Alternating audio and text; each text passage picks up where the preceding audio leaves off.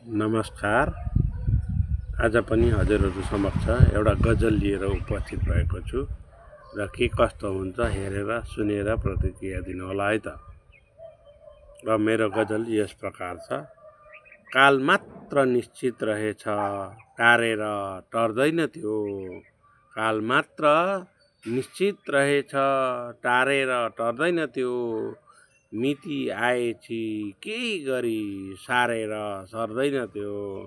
मिति आएपछि केही गरी सारेर सर्दैन त्यो।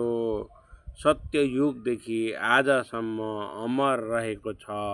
सत्ययुगदेखि आजसम्म अमर रहेको छ। आफैले आफैलाई पनि मारेर मर्दैन त्यो। आफैले आफैलाई पनि मारेर मर्दैन त्यो। काल मात्र निश्चित रहेछ, टारेर टर्दैन त्यो। मिति आएपछि केही गरी सारेर सर्दैन त्यो।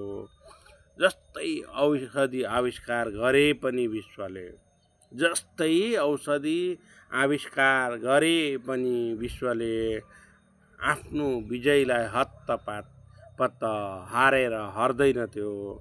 आफ्नो विजयलाई हत्तपत्त हारेर हर्दैन त्यो। काल मात्र निश्चित रहेछ, टारेर टर्दैन त्यो। मिति आएपछि केही गरी सारेर सर्दैन त्यो। आत्माका लागि बरु अनुष्ठान नै गर्नुपर्छ। आत्माका लागि बरु अनुष्ठान नै गर्नुपर्छ। खाली हात आफै बैतरणी तारेर तर्दैन त्यो। खाली हात आफै बैतरणी तारेर तर्दैन त्यो। काल मात्र निश्चित रहेछ, टारेर टर्दैन त्यो। मिति आएपछि केही गरी सारेर मिति आएपछि केही गरी सारेर सर्दैन त्यो।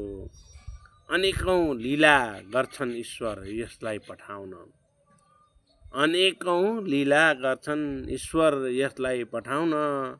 यस्तो चङ्गा हो काल, हावाले झारेर झर्दैन त्यो। यस्तो चङ्गा हो त्यो काल, हावाले झारेर झर्दैन त्यो। काल मात्र निश्चित रहेछ, टारेर टर्दैन त्यो।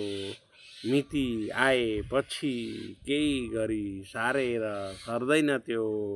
मिति आएपछि केही गरी सारेर सर्दैन त्यो।